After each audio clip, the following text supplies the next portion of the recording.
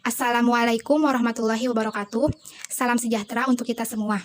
Kami dari kelompok 14 akan menjelaskan mengenai artikel yang kami susun, yaitu efektivitas penyaluran dan penggunaan dana Kartu Jakarta Pintar Plus atau KJP Plus bagi siswa di DKI Jakarta. Artikel ini dibuat untuk memenuhi tugas mata kuliah dasar-dasar perencanaan pendidikan dengan dosen pengampu Ibu Desi Rahmawati. Anggota kelompok 14 terdiri dari Nanda Alivia Rosya, kedua Nashwa Fahira, ada Nisrina Fadila Herdian, dan yang terakhir saya sendiri, Patien Bisdata. Baik, dimulai dari pendahuluan. Berkaca dari pendapat Abdul Sani pada tahun 2017, yaitu tingginya tingkat putus sekolah karena mahalnya biaya pendidikan, sehingga menyebabkan bertambahnya pengangguran yang tidak mampu bersaing di era globalisasi. Sebagaimana peningkatan jumlah penduduk miskin di DKI Jakarta per Maret 2021, yaitu pada bulan September 2020 sampai Maret 2021 terjadi peningkatan penduduk miskin sebesar 5.100 orang. Data ini diambil dari Badan Pusat Statistik DKI Jakarta. Karena itu, padahal wajib belajar ini sudah diatur pada Undang-Undang Republik Indonesia Nomor 20 Tahun 2003 tentang Sistem Pendidikan Nasional, khususnya pasal 34 ayat 2.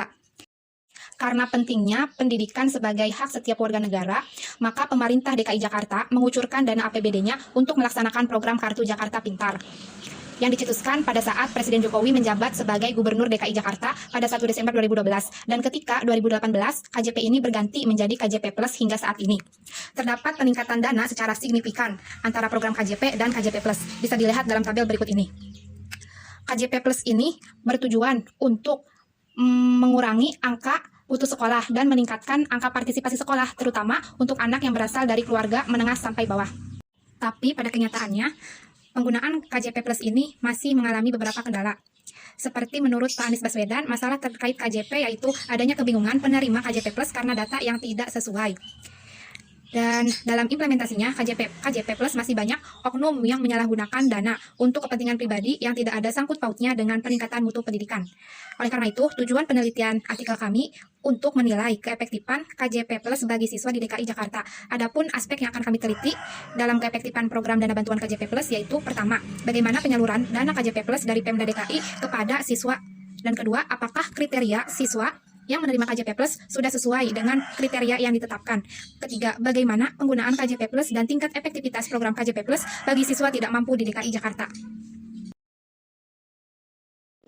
Selanjutnya ada perencanaan pendidikan berbasis anggaran dalam program KJP Plus. Salah satu bentuk pelaksanaan dari perencanaan pendidikan berbasis anggaran di Indonesia yaitu program kebijakan Kartu Jakarta Pintar Plus yang bertujuan untuk membantu masyarakat kurang mampu di Provinsi Jakarta untuk memperoleh akses pendidikan dan mendukung terselenggaranya wajib belajar 12 tahun di Jakarta. Dana dari bantuan pendidikan yang bersifat personal ini berasal dari APBD Provinsi Jakarta yang termasuk ke dalam kelompok dana bantuan sosial. Fungsi hubungan antar perencanaan dan penganggaran adalah untuk menjamin tujuan dan sasaran dapat direalisasikan dengan baik sesuai dengan anggaran yang tersedia. Kebijakan program KJP ini termasuk anggaran jangka panjang yang dialokasikan kepada warga miskin atau kurang mampu di Provinsi Jakarta saja.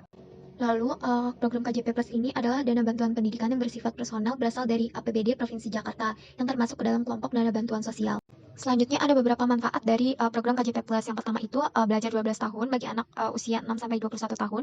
Yang kedua mencegah kemungkinan anak putus sekolah akibat kesulitan ekonomi. Yang ketiga mendorong siswa yang putus sekolah atau tidak sekolah agar mendapatkan layanan pendidikan di sekolah swasta maupun negeri. Yang keempat itu meningkatkan kesiapan siswa untuk melanjutkan ke pendidikan tinggi atau mempersiapkannya di pasar kerja.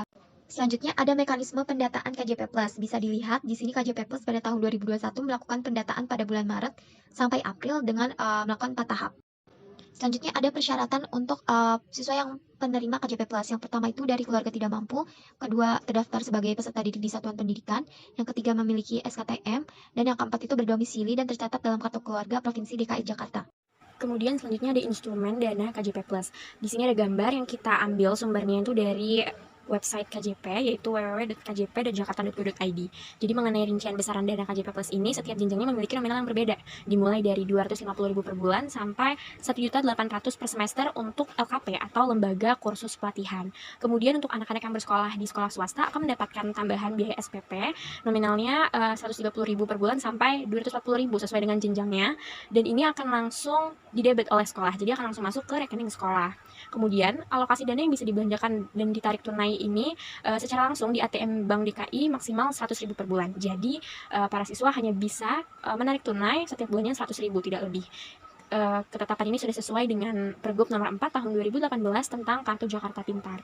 Selanjutnya, mengenai penggunaan dana KJP Plus, fasilitas yang didapatkan yaitu dapat digunakan untuk membeli perlengkapan sekolah seperti alat tulis, seragam, kemudian komputer dan laptop, kacamata dan alat bantu pendengaran, dan juga buku, serta lain-lain yang dapat dilihat oleh teman-teman. Kemudian, fasilitas lain yang didapat, para siswa dapat menaiki gratis Transjakarta, kemudian gratis masuk Ancol, masuk museum, masuk Ragunan, masuk Monas, dan juga dapat belanja 6 jenis pangan murah bersubsidi, yaitu ada beras, telur, ayam, daging, ikan, dan juga susu. Lalu berikut ini ada mekanisme atau alur daripada proses penyaluran dana KJP Plus oleh masing-masing pihak yang secara langsung berperan di dalam pelaksanaan daripada program bantuan biaya pendidikan melalui KJP Plus. Nah, pihak-pihak tersebut diantaranya ada Kepala Dinas Pendidikan DKI Jakarta melalui UPTP 60, Kepala Satuan Pendidikan atau Kepala Sekolah, dan juga peserta didik penerima bantuan. Yang kedua, penyaluran dana KJP Plus ini dilakukan secara bertahap dimulai dari jenjang SD, SMP, kemudian SMA, dan SMK. Lalu selanjutnya, KJP Plus ini akan cair di pertengahan bulan, dan Disdik DKI Jakarta atau UPTP 4OP akan mengumumkan secara jelas terkait jadwal pencairan KJP Plus. Terkait jadwal pencairan KJP Plus ini biasanya diunggah melalui laman Instagram daripada KJP, yaitu jackone.mobile. Dari unggahan tersebut, masyarakat akan tahu bahwa bantuan biayanya akan cair. Berikut ini ada hasil penelitian yang relevan dengan artikel. Yang pertama yaitu dari Handayani, Abdullah, Sari, dan juga Nagul pada tahun 2020 yang berjudul Efektivitas Penggunaan Kartu Jakarta Pintar Plus di SDN Kota Administrasi Jakarta Timur. Yang kedua ada dari Asyariha dan Nihlah R pada tahun 2020 yang berjudul The Effectiveness of Smart Jakarta Card Program at Islamic Senior High School. Dan yang ketiga ada dari Nur Fitriani A pada tahun 2018 yang berjudul Efektivitas Program KJP Plus pada jenjang pendidikan SMA di Kecamatan Palmerah.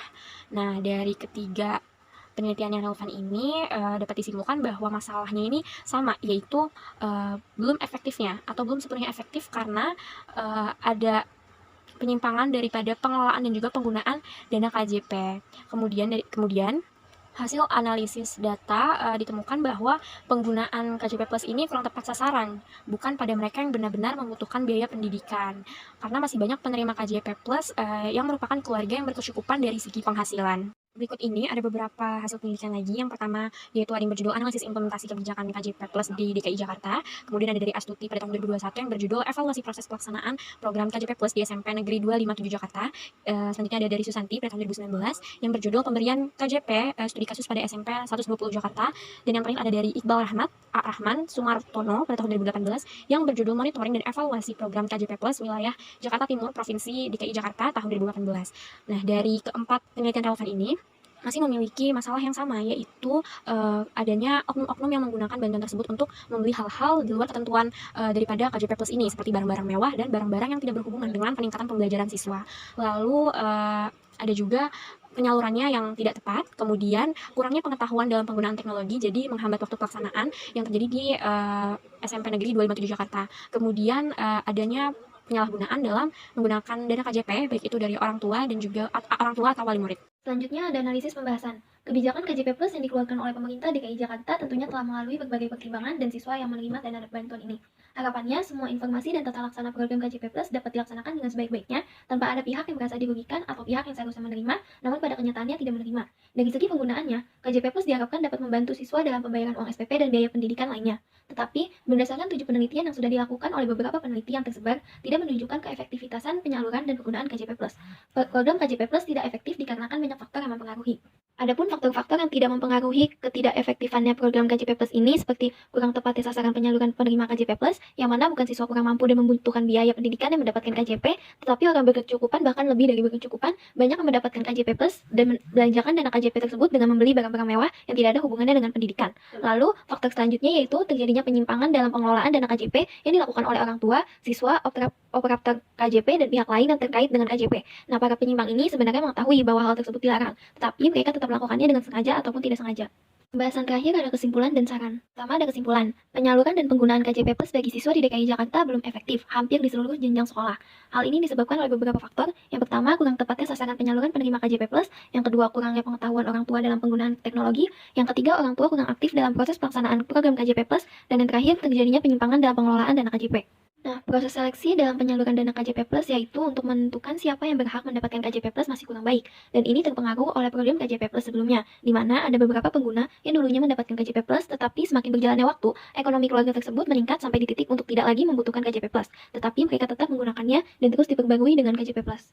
Terakhir ada saran. Yang pertama ada saran untuk pemerintah. Diharapkan pemerintah mengoptimalkan antisipasi kemungkinan penyelewengan dana melalui verifikasi dan peninjauan lapangan agar penyaluran dana program pendidikan dapat menyentuh masyarakat yang benar-benar kurang mampu. Kemudian sebaiknya pemerintah mengadakan sosialisasi dengan baik, jelas, serta menyeluruh kepada masyarakat mengenai program KJP Plus dan memperkuat sanksi yang sudah ada bagi pelanggar. Selanjutnya, pemerintah dapat mengurangi beban sekolah dalam proses administrasi dan penentuan penerima program KJP Plus, dan sebaiknya data dan penentuan penerima KJP Plus berasal dari pihak berwenang, karena data kemiskinan bukan domain sekolah. Selanjutnya, saran untuk orang tua diharapkan dapat lebih bijaksana dalam penggunaan dana KJP Plus. Adanya kesadaran dari orang tua untuk menggunakan dana KJP Plus bagaimana mestinya. Di sini ada daftar pustaka yang kami gunakan dalam pembuatan artikel ini. Terima kasih.